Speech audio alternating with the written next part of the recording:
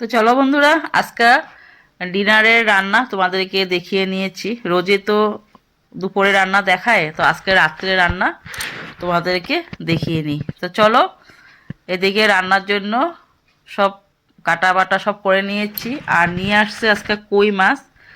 তো কই মাছটা ভালো করে ভেজে নিলাম। আর ফুলকপি দিয়ে আলু দিয়ে আজকে কই মাছ বানাবো। তো ঠান্ডা দিনের ফুলকপি ভালোই লাগে খেতে, তাই না? তো সেই জন্য আর কি ফুলকপিটা ভালো করে আমি ভাজা করে নিচ্ছি। তারপর এদিকে মাছগুলো সব ভাজা হয়ে গিয়েছে, নামিয়ে নিলাম। আর আজকে রাত্রেবেলা ভাবলাম তো একদম সিম্পলভাবে মাছটা একটু ঝোল টাইপের বানাবো। তো সেই জন্য টমেটো দিয়ে দিয়েছি, কাঁচা লঙ্কা দিয়ে দিয়েছি। আর তেমন বেশি মশলা দেব না, কারণ রাত্রেবেলা রান্না একটু হালকা পাতলাই খাবো। তো তাই একটু জিরার গুঁড়া, ধনিয়ার গুঁড়া আর একটু সামান্য মরিচের গুঁড়া দিয়েছি কালারের জন্য। আর টমেটোগুলো এইভাবে আমি ছেনির সাহায্যে একটুখানি থেতো করে নিলাম যাতে গলে যায় টমেটোটা।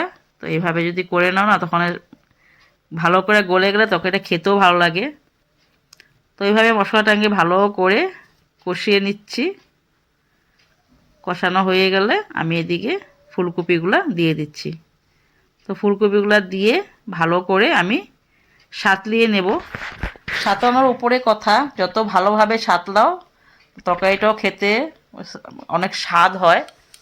তো আমি স্টিমটা কমিয়ে ভালো করে সাঁতলিয়ে নিচ্ছি। সাঁতলিয়ে একটু হালকা জল দিয়ে আমি এটা ঢাকা দিয়ে রেখে দেব।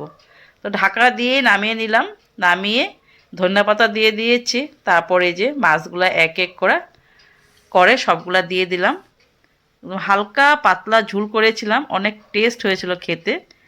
এভাবে তোমরা করে দেখতে পারো, মানে এরকম পাতলা ঝুল করে।